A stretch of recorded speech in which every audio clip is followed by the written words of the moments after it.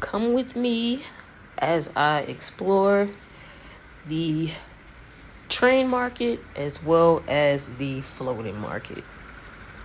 So the first stop here is going to be Meklong Station, which is basically the train market.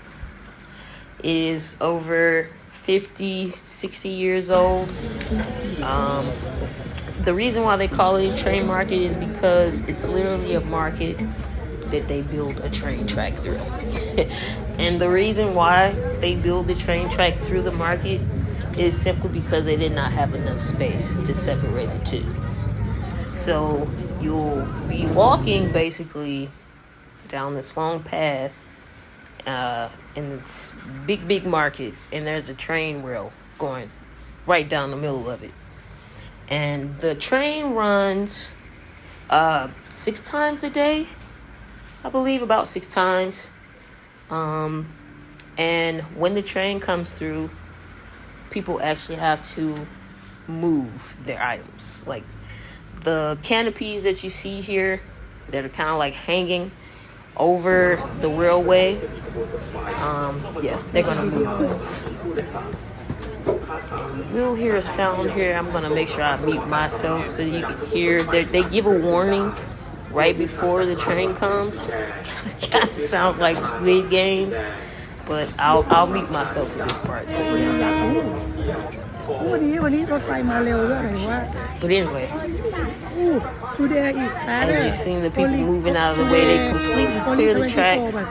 They pull back their canopies and they move whatever produce or items like meat. This guy's selling meat. They'll move that stuff out of the way so that the train can come through. And they do this 6 times a day. Stuff that they sell. And here is the train coming now. Now, at first, it was coming kind of slow.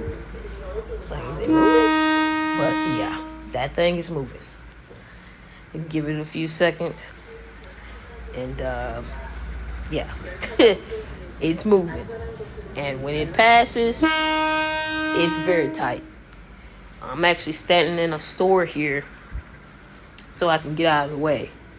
But you'll see here how close this train is to me.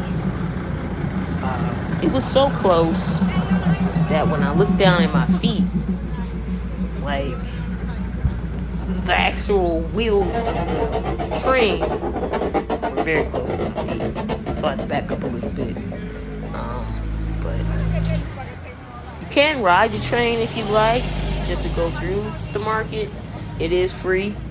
You just have to go to the actual station to board the train, which we didn't do.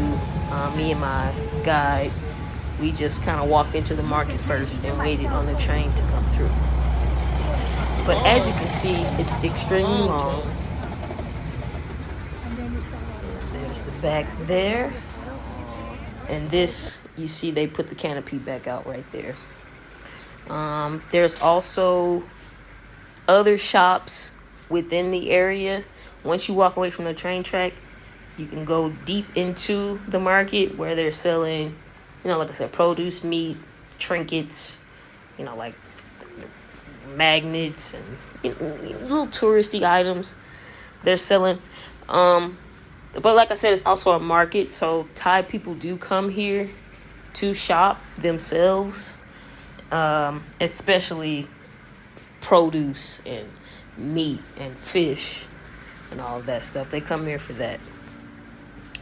But this is just us walking through. As you can see, it's congested. It's a lot of people because it's Saturday.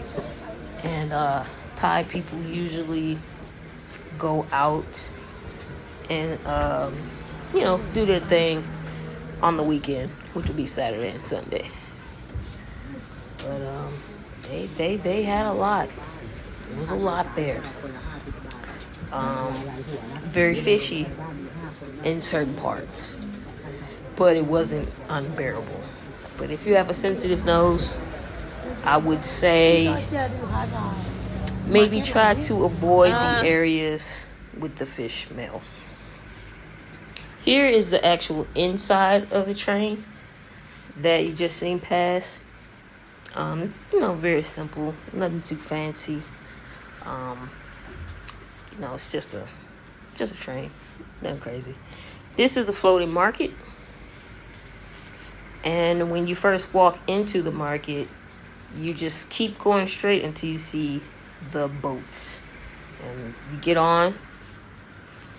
It's not hard to get on, but you know, don't just get on if you don't see anybody holding the boat, because you probably will tip it over.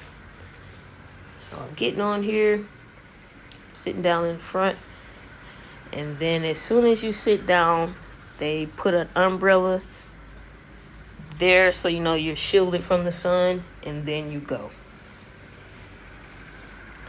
And then as you're going, you'll pass several stalls where people are selling, again, produce, meat, different trinkets, like my fridge magnets, stuff like that.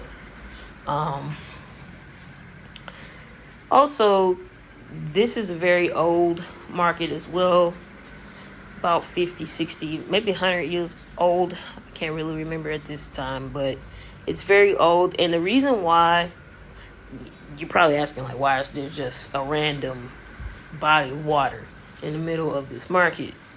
It's actually man-made, the canal. It's man-made. And the reason why they built it that way is because there were no roads at that time. There was no streets, no roads. So they had to figure out a way to basically travel.